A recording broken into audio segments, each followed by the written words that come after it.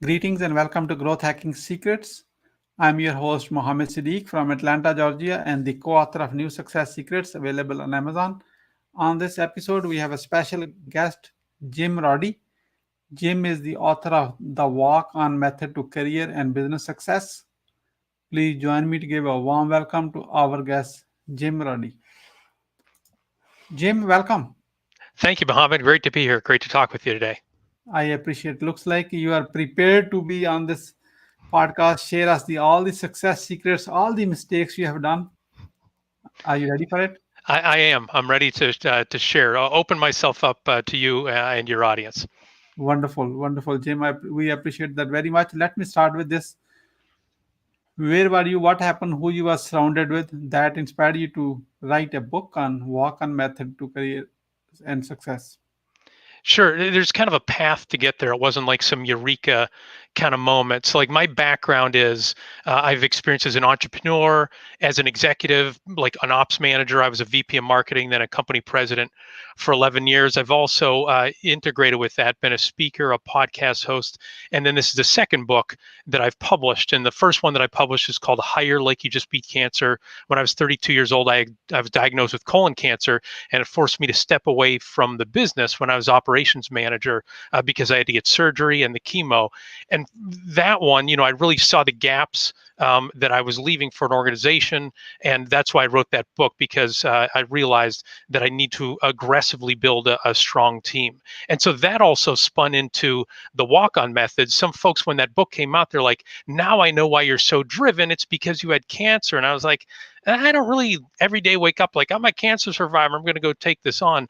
So the walk-on method was, so those who don't know, a walk-on is somebody who is a non-scholarship athlete on a scholarship team. And so that's what the book is all about, in terms of underdogs who became extraordinary by overcoming obstacles, by embracing those things that are in front of them instead of running away from them.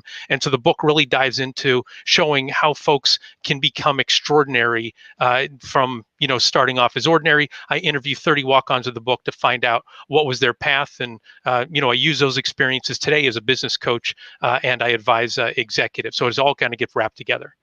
Mm-hmm. Who should be reading this book? Good question. My short answer is everybody. Of course, that's better, as you know, from being an author, you love from a residual standpoint. But really the target for it, I originally thought it would be leaders of organizations, that they would be able to say, yes, this is the key to success. I've got to keep on going. What I've seen a lot is those folks saying that they love it, but also saying, I'm going to give this to my younger employees. I've seen people say, I loved your book, I'm giving it to my kids, right? I'm getting copies for them as well. So I've really seen a lot of affinity for the book in the up and coming professionals, those who want to figure out how to become successful. It's not some lightning strike of genius. It's what we outline in the book, the 5-step walk-on method plan. It's, a lot of perseverance and doing those things every day. Mm-hmm. Oh, wonderful.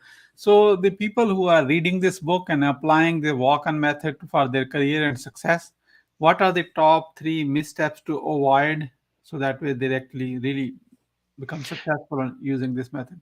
Sure. So one step that you can avoid just by getting this book and any other book that you have is, and this ties in with my own personal, missteps that I made in my career, is just going out and reading. Oftentimes people think I'm going to figure this out on my own. But, when I became president of a company, I was in my mid 30s. I met with someone who had been president of a company for 20 years. I'm like, so tell me, what's a secret? Like, I was thinking he'd say one thing and here's what it is. And he said, reading is the key to success, right? Leaders are readers, readers become leaders. So that's one thing that I suggest to folks, is make sure that you're regularly engaging with content. It could be my book, it could be other books as well. I'd say another theme that comes out of the book of something that you want to avoid is not being candid with other people. Oftentimes our nervous system tells us to shy away and to not be candid with folks, but we instruct folks, communicate with empathy and assertiveness. And I can tell you, in my career, when I wasn't candid with folks, sooner or later that bad news came back, or their shortcomings that I didn't address came back, not just to hurt me, but to hurt them and to hurt the organization. And then I'd say the third thing that I would say is a misstep to avoid is the team around you. You need to take that seriously, choosing the team that you join and choosing the folks that you hire. And so if you're a hiring manager, I would guarantee whatever process you have right now, you probably need to double or triple the time in order to do it. We saw the walk-ons in the book. They really took a lot of time preparing and measuring in order to make the right decision. And again, the business executives that I work with, those who really are methodical with their hiring process and their team selection process, they're the ones who win in the long run. Might take them a little bit longer to hire somebody, but they get the right person. They don't have to rehire over and over to correct those mistakes. Yeah, because wrong hire costs so much more money and time and effort. I rather not hire somebody and do it myself until I had the right person, you know. Bit money, time, effort, and just the general headaches of, oh my, like, right when somebody leaves a company, when you'd want to, have somebody quit or have to terminate them, it's typically not their skills weren't great. It's they're yelling at other people, they're causing problems, they're making my customers angry, they're making everybody else upset. So you can avoid the drama and really reduce drama in your organization by getting the right people who fit your culture. Yeah, definitely, definitely. So, Jim, you as a coach, you are working. You have your own corporate experience, and also you work with other advisors, other companies to on WalkOn Method for their business successes. I'm sure there's some kind of failure you like to share with us. What was your single most professional failure from your combined aggregated experience? What did you learn from it, and how did you recover from it? Sure, that's a good question. So I became president of a company, a technology publishing company, about 2 years before the Great Recession. And one of the big first moves that we made when I was company president is moving into a larger building. And so obviously a more expensive building as well. And then bam, the recession hit. And that was really difficult to navigate through. And the biggest mistake that I personally made through that was not being candid with the entire team, right? We would give them updates in terms of here's what's going well, here's what's going well, here's what's going well. Well, then once the recession hit and we had to make layoffs and cut pay, cut benefits, things like that, people saw it as like, man, this came out of nowhere. Like, where is this thing coming from? But we hadn't shared the reality with the team. And so since that date, I was really committed in terms of along the way, we're going to tell everybody what's going well and what's not going well, but we would make sure that we put it in the context that folks understood how the business operated. And so it's funny, I mentioned earlier about, the president of a company who told me to read. The first book he recommended was called The Great Game of Business, and it's all about openly communicating with your organization. And so I read the book and thought, I'm pretty good at it, but realized need to do way, way more in order to thoroughly communicate exactly what's going on with the business. And once we did that, everybody was working in lockstep together, made everybody, mentally nobody checked out or ran away, made our organization stronger as well. That's a great learning. Thank you so much for being vulnerable and sharing your failure because we all can learn from it, So hopefully they don't have to do this. Yeah, hopefully they don't have to do it the hard way like I did through the pain Yeah, of all that. So yeah, definitely a mistake, definitely an area for me to improve. yeah, understood. So, Jim, let's switch the side. Let's get on what are your top three success secrets based on this walk-on method? Yeah. So the first one that I would say is take a big shot. And that is the first step of the 5-step walk-on method. So don't sell yourself short when you're setting your next business goal, your next career goal.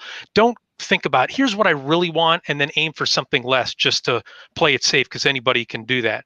A great example of that in the book is Yogi Roth is his name. He went to a very small high school in Pennsylvania, population of just about 1,000 folks, but he determined early on, I want to go play Division I football. He went to camps and he was told, you got to be realistic about your ability. And his mindset was, I don't care what you say, I'm going to try even more. And so sure enough, he ended up walking on at the University of Pittsburgh and was a wide receiver for them for 4 years. And then he carried that same attitude beyond the athletic field. He had a job offer to go be an assistant coach at the University of Akron. He said, I want to do something bigger. And so he started working for TV down in Pittsburgh. At that point, he said, I need to do bigger than Pittsburgh. He ended up going out to Los Angeles to do TV and ended up coaching there as well. Today, he works for the Pac-12 network. He's also done work for Fox and ESPN and Sirius Radio. And then he's also directed and produced and starred in a lot of films as well. And his motto was, if your dream doesn't make you feel a little uncomfortable, it's not big enough. So that's why I say the first one is take a big shot. Second one, advice I give from a success standpoint is maintain emotional control. And so oftentimes when people think about emotional control, they think about freaking out and screaming, but it's also don't do that, obviously, but also don't shut down and just say, I'm scared, I'm not going to move forward. And a great example of that in the book is Brandon Landry. He's now pretty well known as the co-founder and co-owner and the CEO of WalkOn Sports Bistro, which is a fast-growing restaurant down in your neck of the woods in the Southeast. Drew Brees, the quarterback of the Saints, is a part owner. And so what Brandon did was he was a decent high school player, but he said, I'm going to try out for LSU, Louisiana State, right? I want to make sure that I maintain my, he had to work up the courage in order to walk into the office and try out. And he actually got cut. And instead of saying, oh, I blame them, what can I do? This isn't any good for me. He said, I have to get better. He kept working on it. They ended up calling him back because they needed a practice player. They said, be here at 6:30 a.m. So guess what he did? He showed up at 5:30 a.m. And so we talk about that being in the book, no fuss, all must. No fuss means control your emotions. All must means maximize your unique strengths. Brandon really worked on having a relentless attitude. He used that as an athlete, and then he used that to launch his own business. He didn't have just one bank turn him down. He didn't just have two. He got turned down by 6 banks.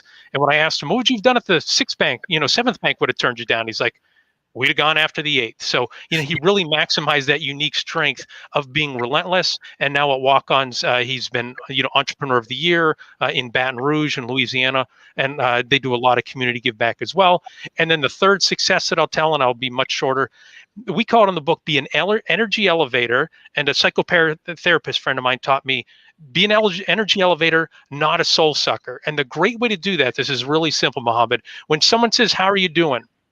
You have a choice to say to them, I'm good, I'm okay, or you can spew your problems. Oh, this is terrible, Monday, really driving me crazy. That's what a soul sucker does. But be an energy elevator, right? Like there's a friend of mine, another friend in Atlanta who's an executive, and you ask him how he's doing, I can always tell you his answer. He says, awesome. Right. And then also an airline ticket agent I ran into, a long line, everybody flipping out. And I asked her how she was doing. And her response was, I am too blessed to be stressed. So again, you have a choice every day, multiple times a day. When someone says, how are you doing?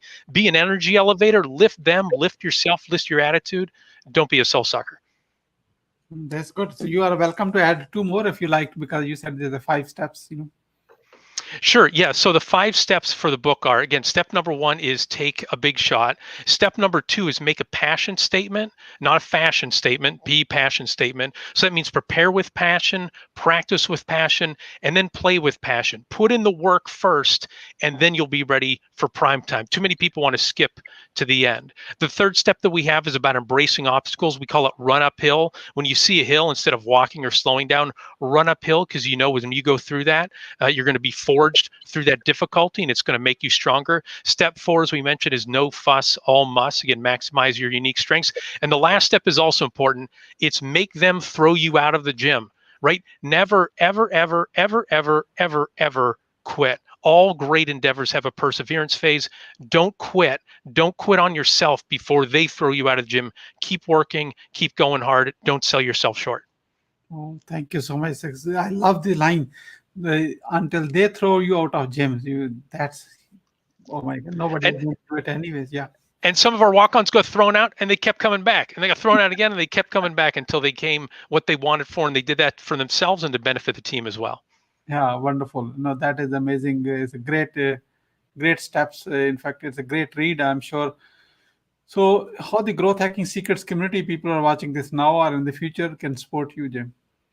Sure. So you can purchase the book, and I'm a big fan of spreading the walk-on gospel, as I call it. So you can purchase the book on Amazon.com. Just do a search for the WalkOn Method. You can also reach out and email me at jim@jimroddycba.com. If you want bulk orders for your team, you're able to get a discount that way. And then we're also hosting, we call them WalkOn Method workshops. And so it's a combination of sharing some key lessons from the book and diving in a little bit deeper, talking about what we have in the book we called walk on do's and walk on don'ts, so you can really apply to your workplace. And then we also have a discussion with members of your team. So again, that's one thing that we encourage folks to do, is really make the book, make the lessons come to life. So again, you can reach me at jim@jimroddycba.com, and we'd love to work with you if we could. Wonderful. The first step will be go on jimroddycba.com, check the site. You will love it. I visited the site myself and I read a few things. It's amazing. Speaking, coaching, advising for your company to have all the team kind of embrace you. So you like embrace culture. It's not about fear-based culture. That's what that is all about. Is that right, Jim? Very much so, yes. In the book, the feedback that I've received, and this was by design, we want it to be accessible. It's not some high-minded philosophical book. Anybody, whether they're in the workforce, 1 year, or even if they're in college, right, and they haven't really entered the workforce, you can read things in the book and it's accessible that you can say, I can go do that right now. And that's really the key to success. And that's what the WalkOn Method is all about. It's not for the chosen few. It's for the folks who decide that they want to be special. Wonderful, wonderful. You know what? We are born to be successful, and the WalkOn Method will help you to navigate to your ideal goal, what you want to achieve in your life. Jim, we are about to wrap up. I would like you to share your today's guest experience on Growth Hacking Show with me. Yeah, no, it's been great to be with you, and I guess I'll leave this last word with folks, and this ties in, Mohammed, with the work you've done as well. Like the theme of the WalkOn book is ordinary people will accomplish extraordinary feats when their energy is properly channeled. And so the way that the folks in the book behave now is second nature to them because they were forced to behave that way. They tested themselves and they survived and came out stronger. And that's what I suggest to folks. Try, test, measure. Put yourself up to the task. Don't sell yourself short, because again, ordinary people, it's not that they might or they could, they will accomplish extraordinary feats when their energy is properly channeled. Thank you so much, Jim. Roddy, for sharing your wisdom with us today on the behalf of Growth Hacking Secrets community and our entire team. We really appreciate you. This is Mohammed Siddique signing off from Atlanta, Georgia. Until the next episode, all good wishes.